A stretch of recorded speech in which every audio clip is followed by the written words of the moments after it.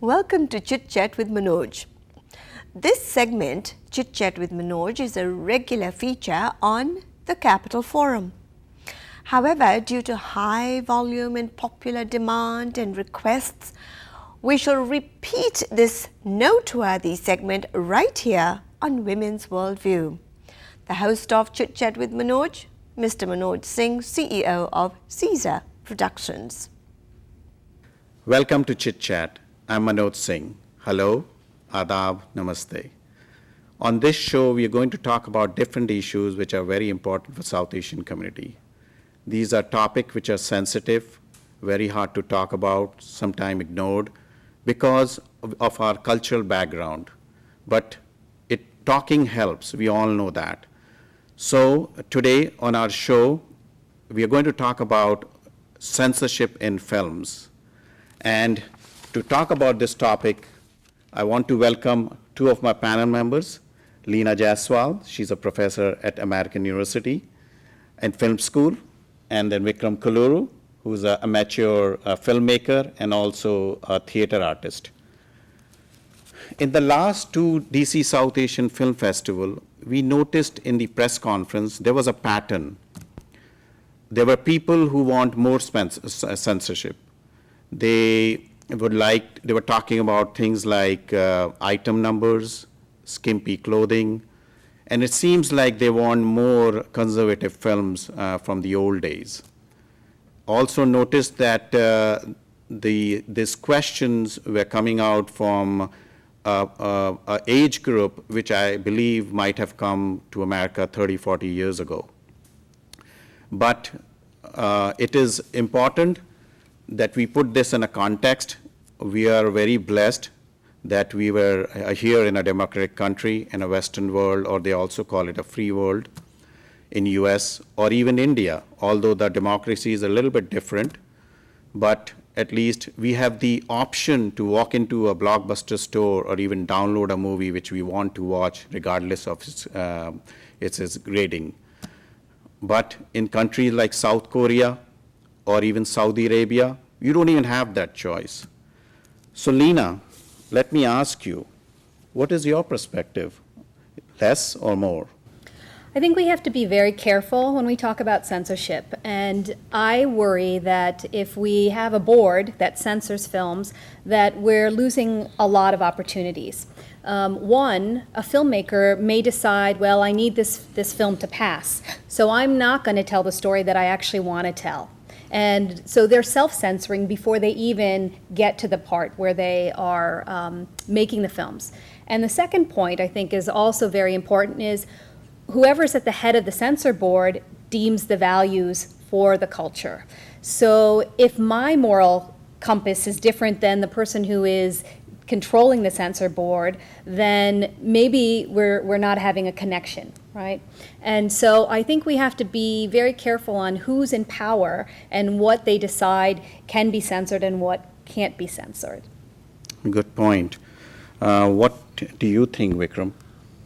I would say we need a censor board, but the rules and regulations that they have right now have to be consistent and have to be clear about what the ultimate goal is of censorship in films. Mm-hmm.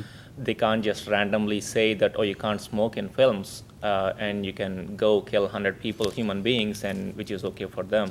You can't say you can't do anything with the animals and then have those women dancing in skimpy clothes and all. It's also inconsistent. What is your ultimate goal? That's what matters. I, as a amateur filmmaker, would want to show what I want to show, but at the same time, there has to be a line drawn even when it comes to expressing art. I always go back to one example with my friends when this kind of topic comes. A few years ago, American Eagle, somebody came up with a very good idea of bringing out footwear. And his idea of his expression was having the image of Lord Ganesha on the flip-flops. He might have thought it's his way of expressing his arty talent, but there is that line drawn where I wouldn't want to be wearing a footwear with Ganesha on the footwear. Or there were films where there were some depictions of somebody burning Quran in certain scenes, which again, I would say they are crossing lines. So in these kind of situations, even though I'm a filmmaker, I would want to express myself, I would want a big brother or somebody looking over saying, you know what, you are okay, but this is something you do not want to cross the line. Here, one point I think I earlier made also is that if that is something which has really happened, it's a historical event and it's not a figment of imagination of somebody, then you just show the fact. But if it is really coming out of somebody's mind, then you might want to be careful not to be provocative or offend anybody. Correct. But I might argue your point. If it's a historical fact, there's clearly multiple perspectives and opinions on what the story really happened. And so who's to say this is the right way to project it or to show this? I think we do have to be very careful because films like Sholay, grand national films that anybody who has watched Indian films has seen this film. The censor board wanted to make cuts. So the filmmaker again said, no, this is the way that the film should be seen, and now it's a national film. Yeah. We also see films like Anand Patworthin's documentary War and Peace. The censor board wanted to cut 12 scenes from that as well. So I think we have to be very careful because yes, Anand Patworthin is definitely having a perspective and showing you that perspective, and maybe the other side doesn't think that his documentaries are telling the truth, but he is allowed to have that voice, and he should have that voice. Yeah, that's a good point. Recently, Farooq Sheikh in our DCSAF South Asian Film Festival made a very good statement that if audience wants, we'll produce good films. I mean, we talk about cutting the item numbers, but look at some of our parties which we go to. The Sheila Ki Jawani, or whether it's Favicol, those are the songs people jump in on the floor and start dancing, and it seems like they're enjoying it. So I agree with even Vikram. I think that censorship is important when there are sensitive issues like religious, especially in India.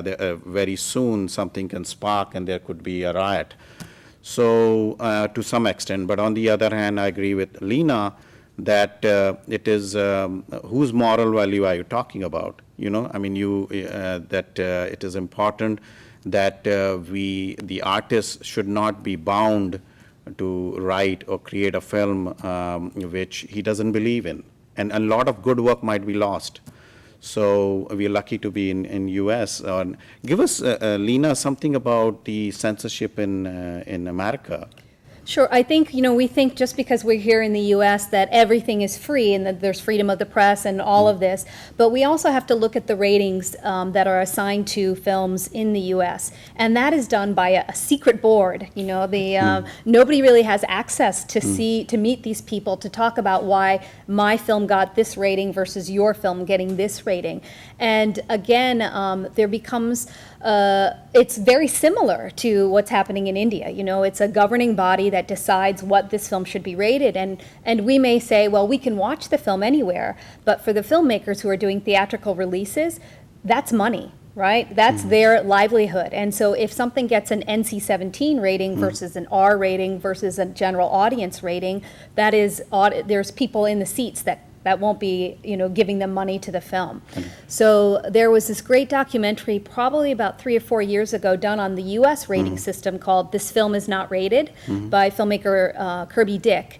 And they actually hire a private investigator to find the people who are on the ratings board in the United States. And so, again, we come to moral values. A same scene in the U.S., we see gay and lesbian scenes that are depicted the same exact way in heterosexual scenes will be given a different rating than versus what the heterosexual film will be. So even though we are in America, we still have censorship across the board in different ways. It's just not as obvious.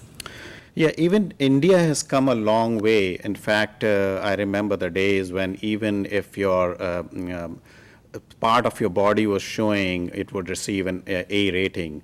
But lately, we saw just a movie which there was a lips-to-lip kiss, and I remember one of my relatives who were retired and come here 30, 40 years ago made a point, oh my God, in that movie they were kissing. So I think we have come a long way, but this is always debatable.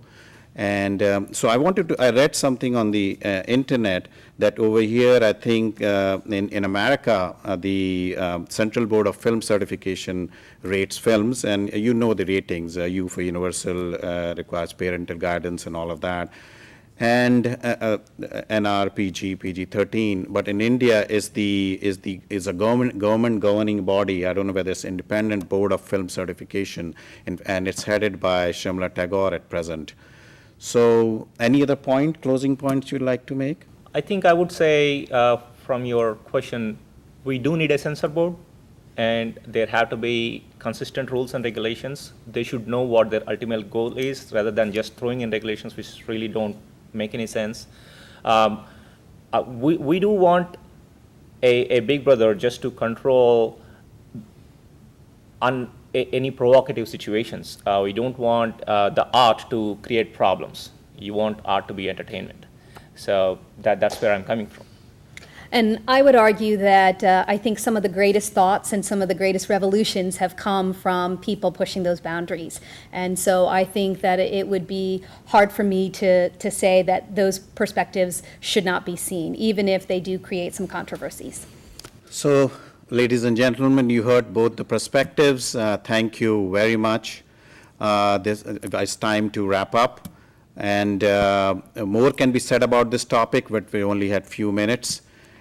Please provide us feedback. Please also let us know which other topic you would like to talk about on this show.